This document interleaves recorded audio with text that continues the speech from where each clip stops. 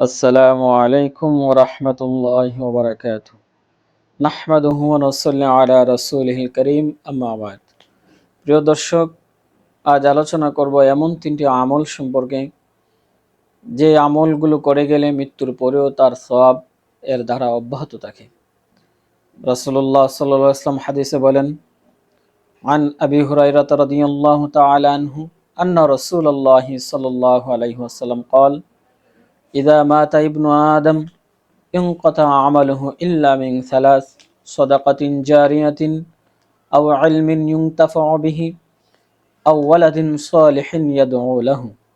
হযরত আবু হুরায়রা রাদিয়াল্লাহু তাআলা আনহু হতে বর্ণিত, নবী সাল্লাল্লাহু আলাইহি ওয়াসাল্লাম বলেন, যখন কোনো বনি আদম ইন্তেকাল করেন তার সমস্ত সওয়াবের দ্বারা বন্ধ হয়ে যায়, তবে তিনটি আমল এমন রয়েছে যেগুলো করে গেলে মৃত্যুর পরেও তার সওয়াবের দ্বারা অব্যাহত থাকে।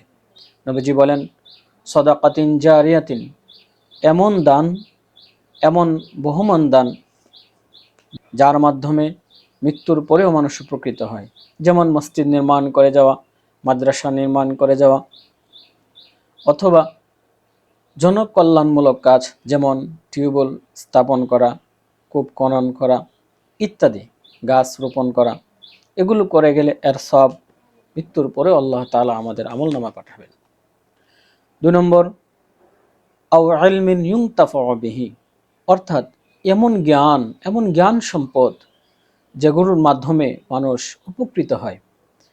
মৃত্যুর পরেও এই জ্ঞান দ্বারা যখন মানুষ উপকৃত হবে, এর সওয়াব আল্লাহ তাআলা ওই ব্যক্তির আমলনামায় পাঠাবেন। 3 নম্বর, আওয়ালাদিন সালিহিন ইয়াদউ লাহু, এমন নেক সন্তান রেখে যাওয়া যে সন্তান তার মা বাবার জন্য দোয়া করবে। যখন মা বাবার জন্য সন্তান নেক দোয়া করবে, আল্লাহ তাআলা ওই সন্তানের যত নেক আমল সন্তান মা বাবার জন্য করবে, সবগুলোর সওয়াব আল্লাহ তাআলা ওই মা বাবার আমল নামায় পাঠাবেন। অর্থাৎ নেক সন্তান রেখে যাওয়া, নেক সন্তানের মাধ্যমে আল্লাহ তাআলা ওই মা বাবার আমল নামায় সওয়াব পাঠাবেন। প্রিয় দর্শক, আল্লাহর নবী সাল্লাল্লাহু আলাইহি ওয়াসাল্লাম যে হাদিসটি বলে গিয়েছেন, হাদিসটি সহিহ মুসলিম এবং তিরমিজি শরীফের মধ্যে ওই হাদিসটি রয়েছে। আমরা সকলেই এই হাদিসের উপর আমল করার চেষ্টা করব। আল্লাহ তাআলা আমাদেরকে তৌফিক দান করুন, আমিন। আসসালামু আলাইকুম ওয়া রাহমাতুল্লাহি ওয়া বারাকাতুহু।